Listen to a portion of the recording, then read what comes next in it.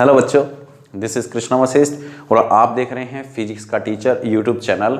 और यहाँ पे हम क्लास 12 फिजिक्स को डिस्कस कर रहे हैं, जो कि हमारा फर्स्ट चैप्टर है, वो है इलेक्ट्रिक चार्जेस एंड फील्ड।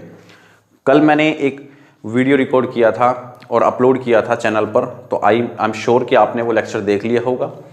और आज इस वीडियो सेशन में हम डिस्कस करने वाले हैं charging by induction. Video start होने से पहले आपने कुछ चीज़ें जरूर देखी होंगी, कुछ एक्टिविटी मैंने घर पर परफॉर्म की हैं, आप भी परफॉर्म करके देख सकते हो। जो वो एक्टिविटी हैं basically those are the example of charging by induction. Charging by induction का परफेक्ट एग्जाम्पल है, आप भी घर पे ट्राई कर सकते हो। जिसमें एक पीस ऑफ पेपर के साथ मैंने एक प्लास्टिक रोड को, पीस ऑफ पेपर को अट्रैक्ट कराया, फिर एक पानी वाटर के साथ मैंने वो एक्सपेरिमेंट परफॉर्म किया है, एक्टिविटी परफॉर्म की है I would say.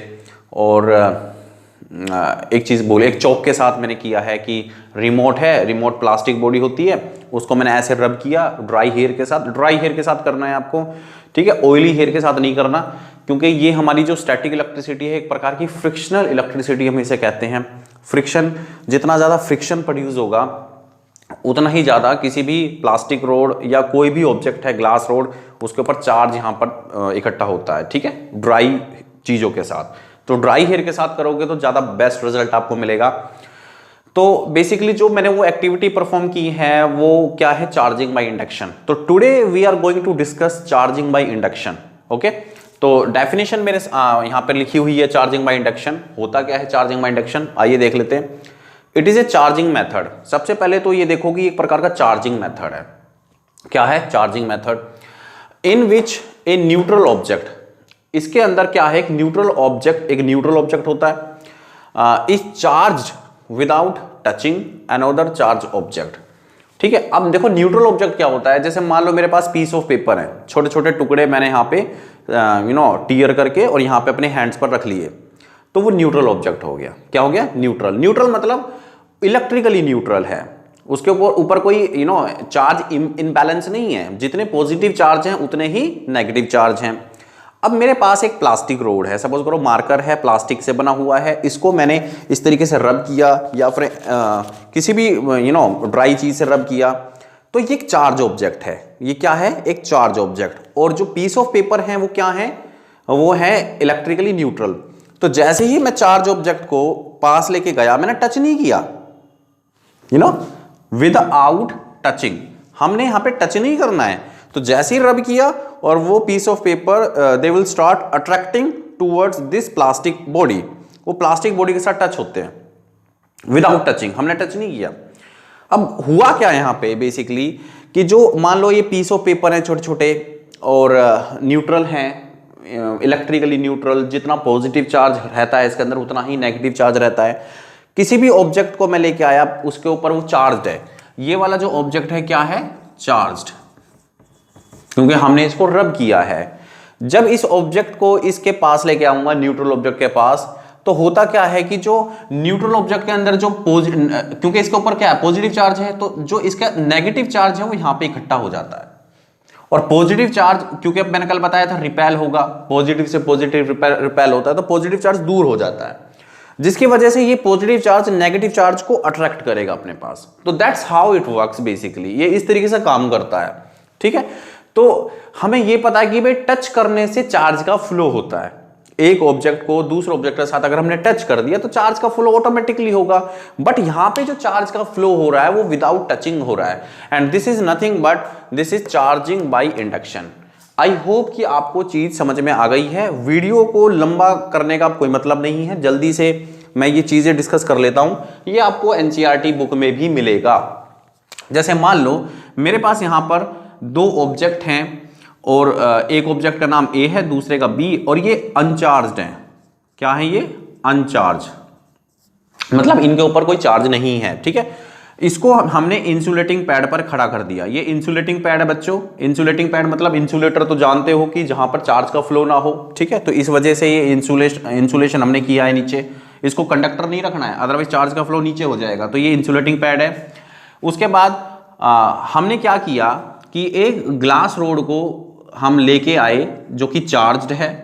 Glass rod क्या है? चार्ज है। ये चार्ज ऑब्जेक्ट हो गया आपका यहाँ पर। ग्लास रोड के ऊपर कौन सी चार्ज है, पॉजिटिव चार्ज है। तो ये क्या करेगा, ए ऑब्जेक्ट के अंदर जितना भी नेगेटिव चार्ज है वो उसको अपनी तरफ अट्रैक्ट करेगा और पॉजिटिव चार्ज को रिपेल करेगा।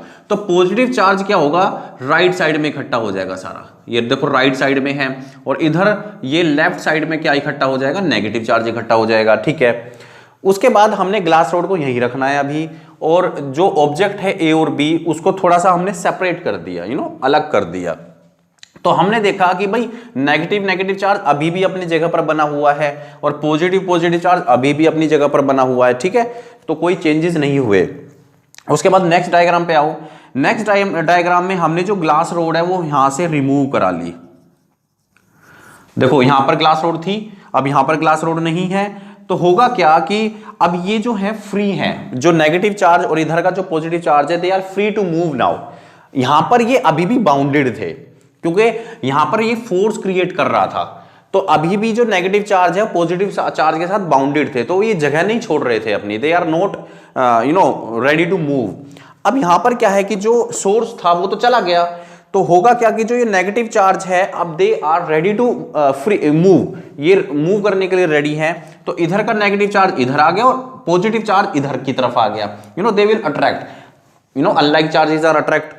तो हुआ क्या कि जैसे ही हमने इसको थोड़ा सा अलग किया तो जो नेगेटिव चार्जेस हैं ये अपने आप को रिसाइड कर लिया इसने। रिसाइड मतलब पूरी जगह को ऑक्यूपाई कर लिया। ठीक है, और इधर जो पॉजिटिव चार्ज है इन्होंने अपनी जगह को पूरी तरीके से ऑक्यूपाई कर लिया, मतलब पूरी सरफेस पे इक्वल स्पेसेस में ये डिस्ट्रीब्यूट हो गए। ठीक है, इसको बोलते हैं रिसाइड। इसको हम आगे चल के ज्यादा डिस्कस करेंगे। अब देखो यहां पर क्या हो रहा है कि एक्चुअली में स्टार्टिंग में तो कोई चार्ज नहीं था ना इसके पास, इन ऑब्जेक्ट के पास स्टार्टिंग में चार्ज नहीं था, लेकिन बाद में इस ऑब्जेक्ट के पास नेगेटिव चार्ज हो गया, इसके पास पॉजिटिव चार्ज हो गया। ओके, तो इस तरीके से स्टार्टिंग में अनचार्ज ऑब्जेक्ट को हमने क्या कर दिया है, चार्ज कर दिया है। तो ये, लेकिन हमने यहां पर, आपने ये ध्यान रखना है कि हमने यहां पर किसी भी ऑब्जेक्ट को टच नहीं किया, जो भी कुछ हुआ विदाउट टचिंग हुआ। और यहां पर एक चीज हमने ध्यान रखनी है कि जो पॉजिटिवली चार्ज ग्लास रोड थी उसने अपना कोई जो चार्ज था वो लूज नहीं किया। यहां पे क्यों नहीं किया, क्योंकि टच तो हमने किया ही नहीं था, क्यों ग्लास रोड को हमने टच तो किया ही नहीं था, क्योंकि सब कुछ ही चार्जिंग बाय इंडक्शन होता है विदाउट टचिंग, और जब हम टच करेंगे तभी चार्ज का फ्लो होगा। ठीक है, तो चार्ज आपका लूज होने की चांसेस हैं, लेकिन यहां पर हमने विदाउट टचिंग किया है। अब इसी से रिलेटेड एक क्वेश्चन मैं आपको दे रहा हूं, how can you charge a metal sphere positively without touching it. हम किसी भी मेटल स्फीयर को पॉजिटिवली चार्ज कैसे करें विदाउट टचिंग, टच नहीं करना है आपने। ठीक है, ये एनसीईआरटी की प्रॉब्लम है विच इज 1.1, वहां से आप इसको देख सकते हो, बड़ा इजी सॉल्यूशन है इसका। तो this is charging by induction. I hope कि आपको चीजें समझ में आ गई हैं। You can take snapshot to make your fair notes, आपको अगर फेयर नोट्स बनाने हैं। ठीक है, तो दोस्तों ये चीज थी। आई होप कि आपको चीजें समझ में आई हैं। कोशिश करूंगा कि रेगुलर वीडियोस आए, छोटे छोटे वीडियोस आए। I don't want to make it lengthy, मैं लेंदी नहीं बनाना चाहता। Thank you very much. Subscribe अगर करना चाहते हो तो सब्सक्राइब कर लो, अगर थोड़ा सा भी आपको समझ में आया है लेक्चर। थैंक यू दोस्तों, मिलते हैं नेक्स्ट वीडियो में। धन्यवाद।